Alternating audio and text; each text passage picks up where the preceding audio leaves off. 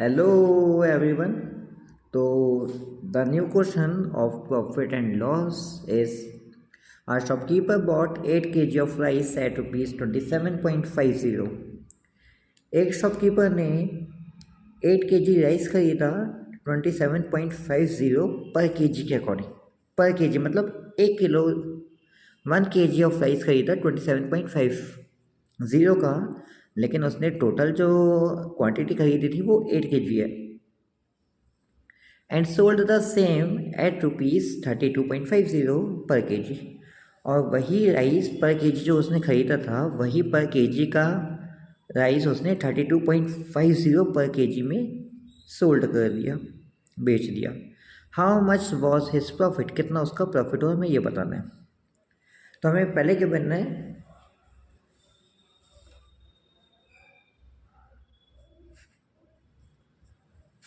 CP of 1 kg of rice। CP of 1 kg of rice कितना है आपका, rupees 27.50 है ना। देन हमें पता है टोटल क्वांटिटी उसने कितनी खरीदी थी, CP ऑफ 8 kg। 8 kg खरीदा था उसने। CP of 8 kg of rice,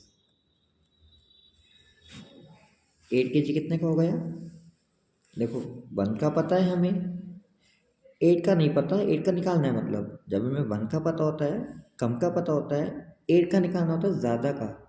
कम मतलब 1, 8 मतलब ज़्यादा।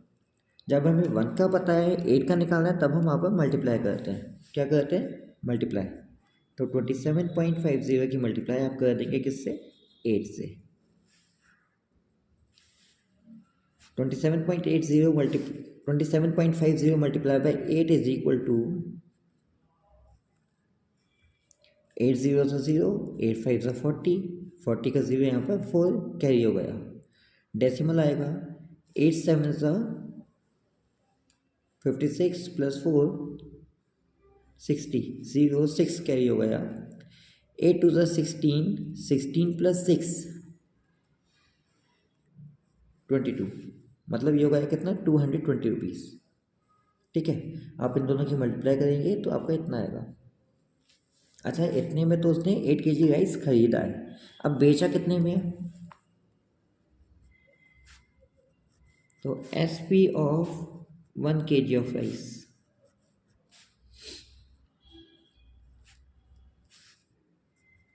कितने का बेचा, 1 kg 32.50 में। ऐसे हम कैलकुलेट कर लेंगे SP of 8 kg of rice, क्योंकि टोटल क्वांटिटी 8 kg है, is equal to rupees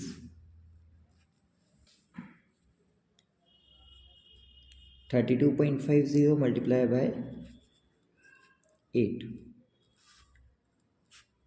rupees आ जाएगा आपका 8 0 से 0, 8 5 से 40, 4 कैरी डेसिमल, 8 2 से 16 प्लस 4 20, 2 कैरी, 8 3 से 24, 24 प्लस 2 26, मतलब 260 रुपीज़ में उसने बेचा उससे।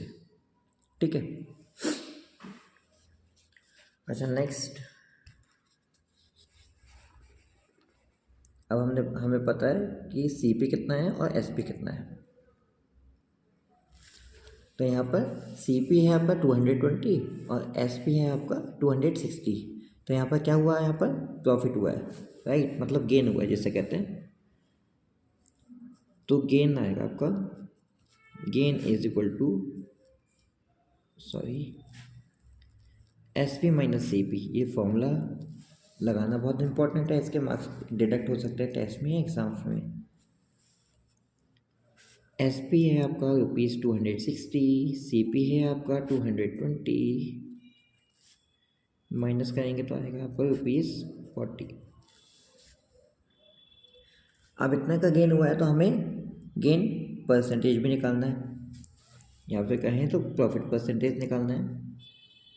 तो गेन परसेंट, अच्छा सिंबल का यूज़ कर देते हैं, जहाँ पर आंसर आता है जो सिंबल हम यूज़ करते हैं वो ये वाला है। Gain percent is equal to gain upon CP multiply by 100। Gain है आपका ₹40 का।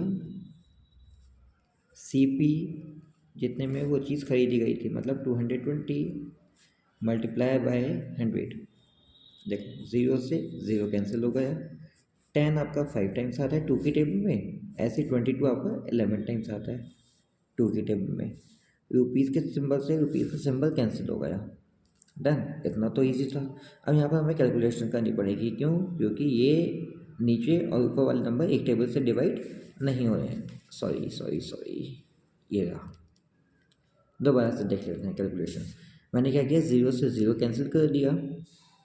10 और 22 दोनों 2 की टेबल में आते हैं। 2 5 ज़ा 10, 2 11 ज़ा 22। अब ऊपर जो बचा है वो लिख देते हैं। ऊपर 40 बचा है मल्टीप्लाई बाय 5 बचा है। नीचे क्या बचा है? नीचे 11 बचा है सिर्फ, है ना। 40 multiply by 5 is equal to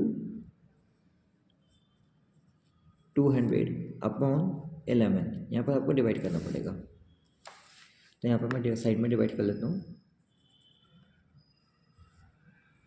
200 divided by 11। 11 is a 2 digit number, तो अंदर भी 2 डिजिट हम नोट लेंगे। 11 की टेबल में 20 नहीं आता है, 11 आता है। कितनी बार में? 1 time. Minus how much is left? 9 is left here. Minus करने के बाद ऊपर से 1 डिजिट नोट करते हैं, तो सिर्फ 0 नोट करेंगे। 11 की टेबल में 90 नहीं आता है, 88 आता है। कितने टाइम्स? 8 टाइम्स। माइनस करेंगे, हमारे पास बचा 2 इज द रिमाइंडर। इसके आगे नहीं करना मैं continue. So the answer is 18 middle में आएगा, होल नंबर में आंसर आएगा क्योंकि रिमाइंडर भी है।